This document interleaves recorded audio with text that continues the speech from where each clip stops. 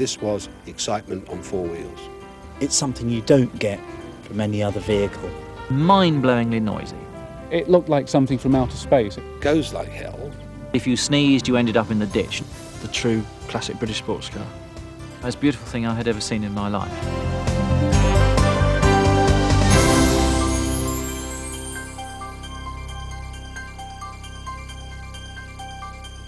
Colin Chapman was Lotus. Colin Chapman founded Lotus.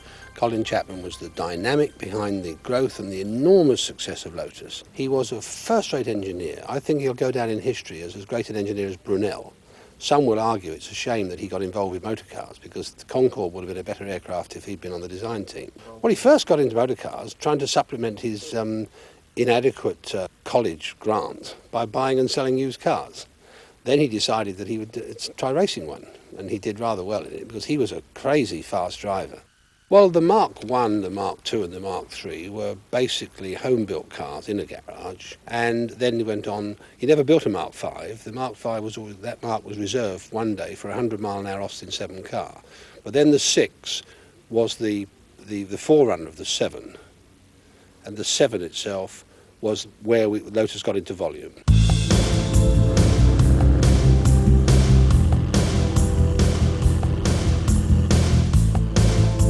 Driving this car is very much to put yourself at one with the road. Unlike other car manufacturers, perhaps, that try to isolate you from the road, Chapman tried to get you as close to it as possible, get as much feel back into the whole being. It's a wonderful experience. I mean, contemporary journalists of the time described it as a four-wheel motorbike, and somewhere around about half a hundredweight. Therefore, they could use a much lighter and smaller power unit, which was always Chapman's philosophy. Basically, he considered that speed really was lightness at the end of the day. We asked the customs and excise, if you build a car from various parts, from various sources, do you have to pay purchase tax? And they said, well, no. So Colin said, well, how many sources? And they said, well, more than one. So when you bought your Lotus 7, you got 2 invoices. And you paid no tax. Basically, the tub would arrive, less the interior and the wings, and he would put the whole thing together, put the engine in during the course of, say, a week.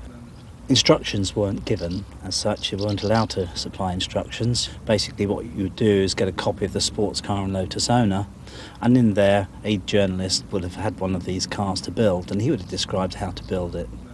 The people that would have bought these cars would have been sports cars enthusiasts that actually wanted a hands-on build car, something that they could actually feel that they've achieved something at the end of the day. They could drive the car on the road and take it out clubman racing if they wanted to at the weekends. It's historically recorded that somewhere in the region of 25% of these home-built cars were actually raced pre-1960. I suppose one of the most famous drivers of this mark must be Graham Hill, who in 1959 went out on a very wet Boxing Day at Brands Hatch and thrashed all the much bigger, more powerful aerodynamic cars to a sensational victory.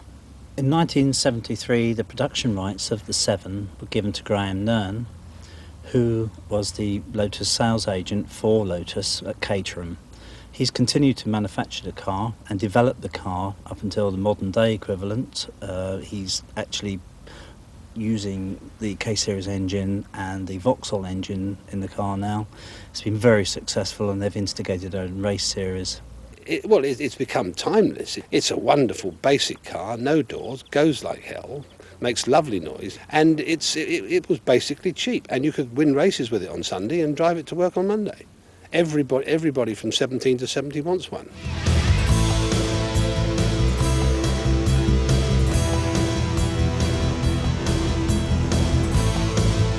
It's brilliant. I love it. I love it to drive. When you drive it, it's exciting. It raises your adrenaline. It makes you feel part of the road, part of the whole thing of driving. It's just like nothing else. Well, with the 7 paying the rent, Chapman could now do what he wanted to do, and that was to develop new technologies. And he obviously wanted to get rid of the chassis. And the way to get rid of the chassis was to design a monocoque fiberglass, and that was quite an innovation, fiberglass body shell, put a lightweight, high-powered engine in it, put top-class Lotus suspension in it, and then build a car that was aesthetically beautiful.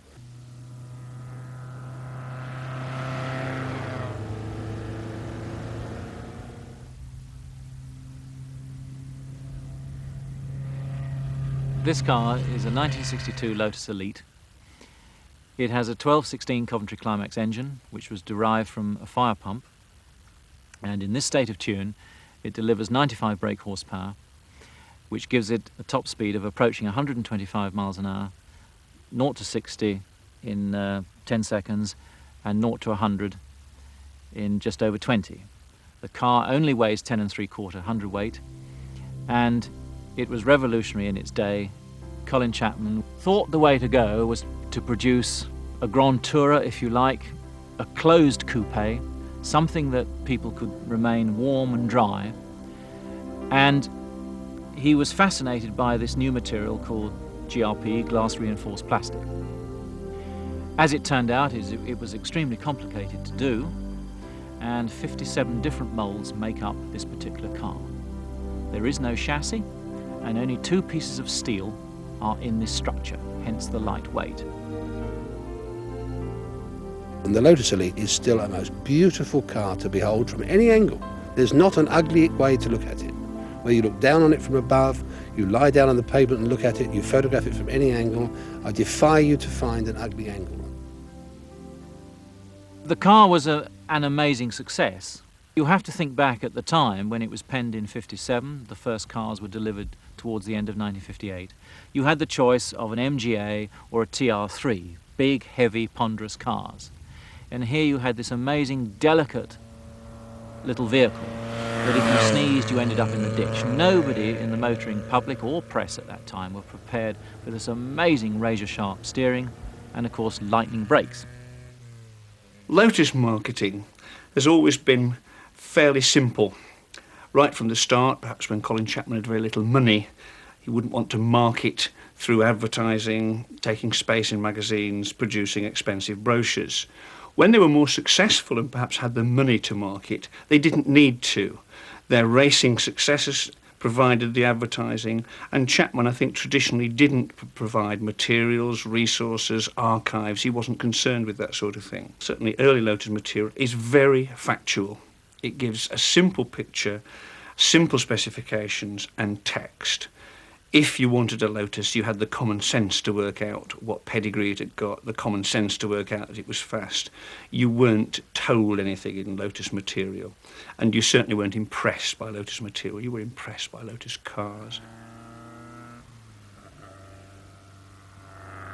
Driving an Elite today, where we're all cocooned in completely hush-hush Vauxhall Cavaliers and the like, this is mind-blowingly noisy.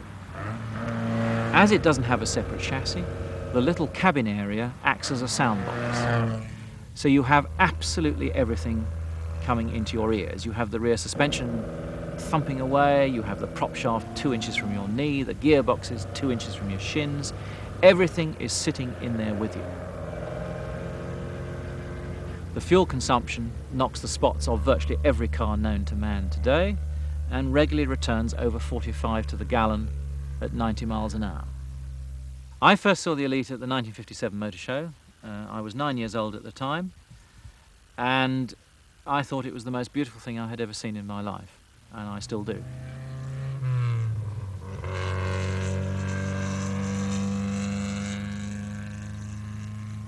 In the late 50s, the cars that Chapman was designing and building were still specifically to win races, and they were winning races. The company was getting into single-seater racing. The company was beginning to attract names like Innes Ireland and Graham Hill, both to work in the company and drive the cars. And all over the world, the name Lotus meant something. Almost every weekend, Lotus cars were winning the length and breadth of the world.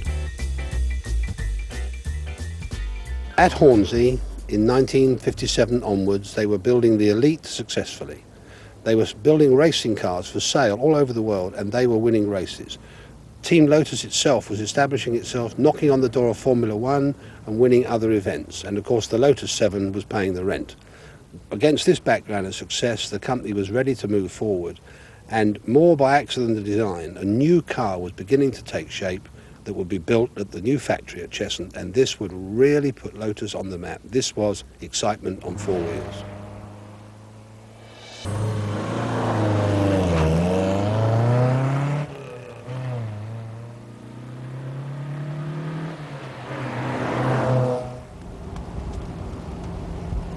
This car is a Lotus Elan S2, built in 1965.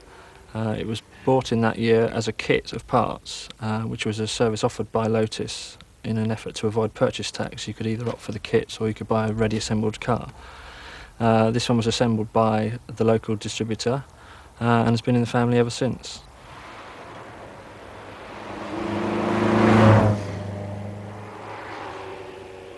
First ride in this car was obviously in 1965 when I was about 3.5 years old, and I can remember it vividly. It was at night. I presume it was the day that my father had just bought it, and he must have woken me up, taken me down into the car and took me up the road.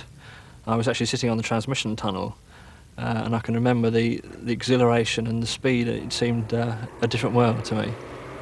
That has stuck in my mind ever since. The Elan rose out of the ashes, really, of the Lotus Elites.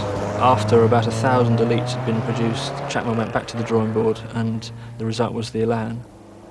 Chapman wanted the concept of chassis-less construction to continue into the Elan. Ron Hickman, the design and development director, wanted to test all the rolling components of the vehicle.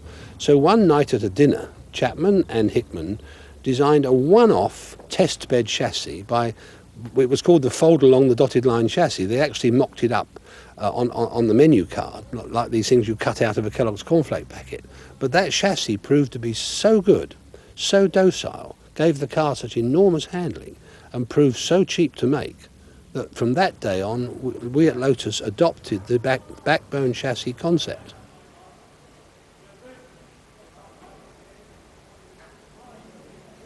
The Elan was the first car that Lotus produced that made any money, and it was very important, probably a milestone car in that respect. The Elite had been a sales disaster. The Elan really was an instant success.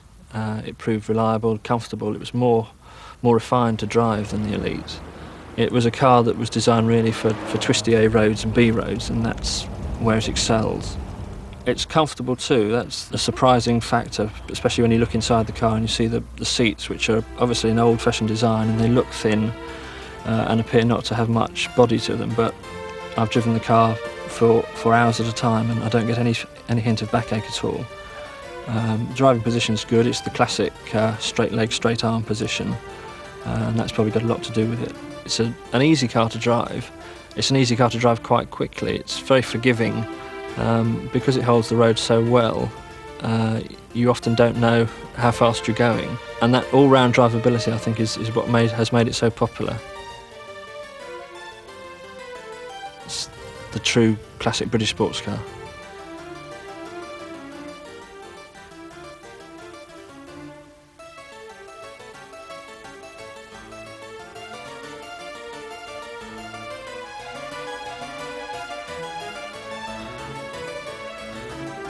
By 1965-66, Lotus were in an expansion requirement in every possible area. We needed to build more factories.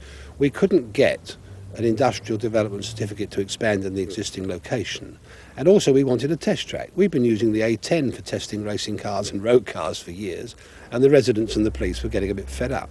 We were in a sort of unionised labour sandwich with Luton just up the road and Dagenham just down the road. Both make manufacturing cars, and of course our employees knew what was being paid on the production lines and the overtime, and we couldn't meet those figures. And we'd also lose labour to Dagenham and Vauxhall when they really were recruiting heavily. And the other thing was, we were dead set against any form of union in the factory. We had enough problems when our suppliers went on strike. And for Chapman, the idea that our own employees might go on strike was absolutely out of the question. He went on record as saying, if this company comes unionised, I will shut it down.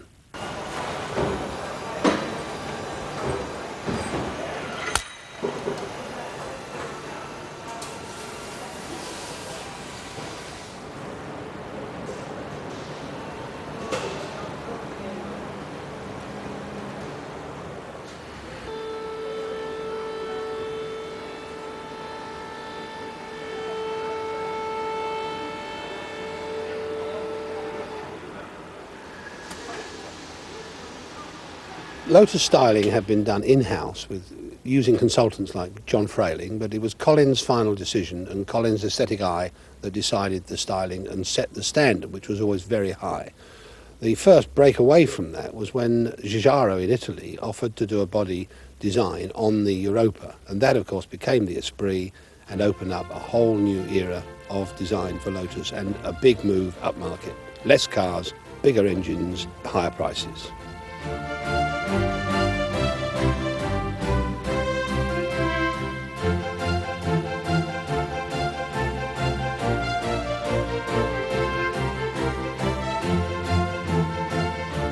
Lotus made the Esprit, I think, to capture the Ferrari market. They wanted basically an Italian car design, which they had in Giugiaro, and people wanted something which was a match for the Ferrari.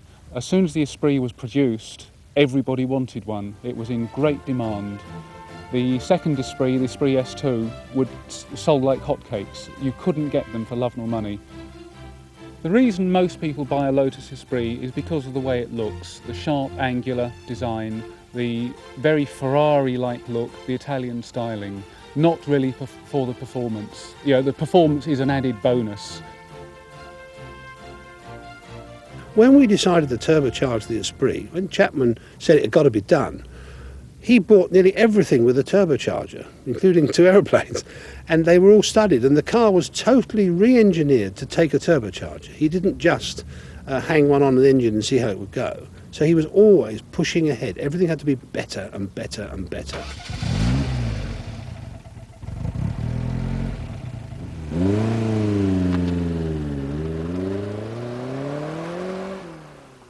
It's a very exciting car to drive, superb handling. With the HC engine, it's a very quick car. There's very little on the road that will accelerate as quickly as this. The handling is superb in wet or dry conditions.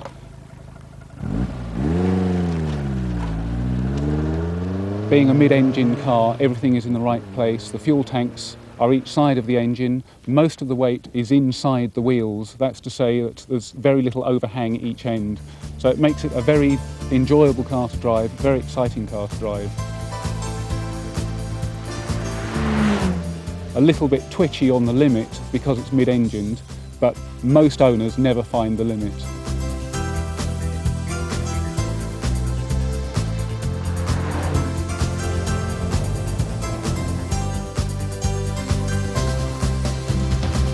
The Lotus Esprit lifted Lotus onto another plane. Suddenly they lost their kit car image.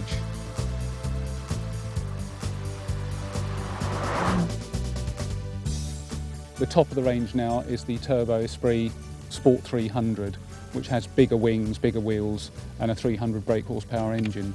Basically Peter Stevens came along and he rounded all the edges of the Giugiaro Esprit. The Giugiaro Esprit owners feel that was sacrilege, it ruined their car and would not give house room to a Peter Stevens car. The same can be said for Peter Stevens designed own cars. They feel the Esprit Giugiaro is dated and looks old-fashioned.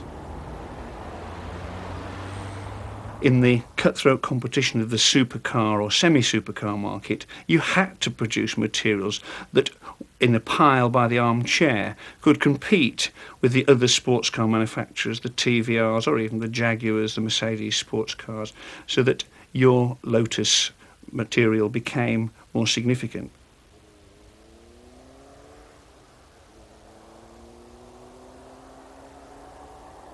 I first saw an Esprit at the 1975 Motor Show, which was a white S1 Esprit with a gleaming Wolf Race wheels. And it looked like something from outer space. It was just absolutely amazing. Nobody had ever seen one. There was never been another car like it.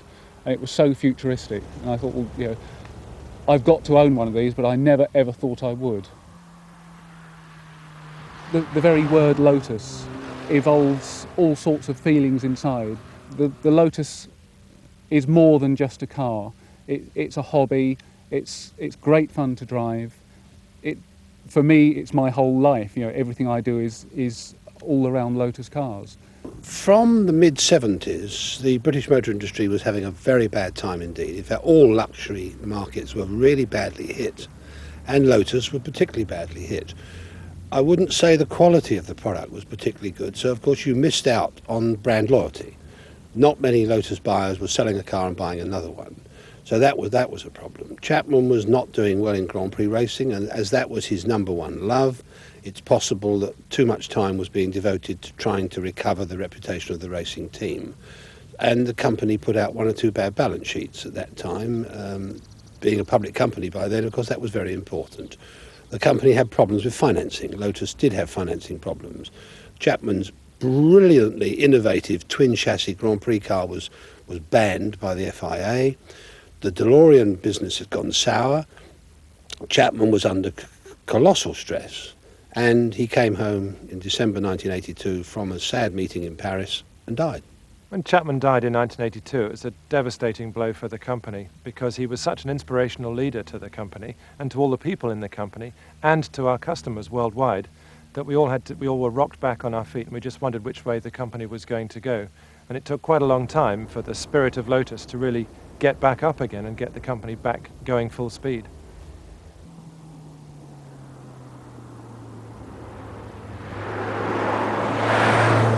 It's an incredible company, and it's all there. It's just an energy that Chapman created. So Chapman is still alive in the way that company thinks. He set standards. People would still say, I wonder what the old man would have done. In the next year or two, we're going to introduce two new cars, the first of which is going to be a very small, very lightweight, very exciting sports car that's going to showcase a whole lot of new technology.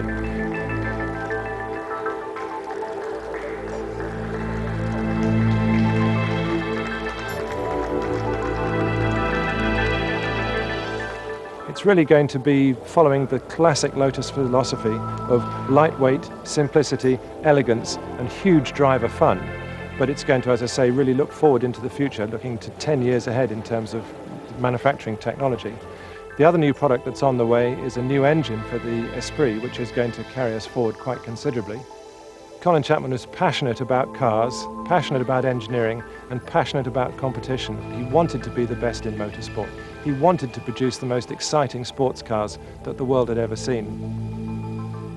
And I like to think that the people that we've got here today and the visions that we've got for the future will see us doing exactly those things.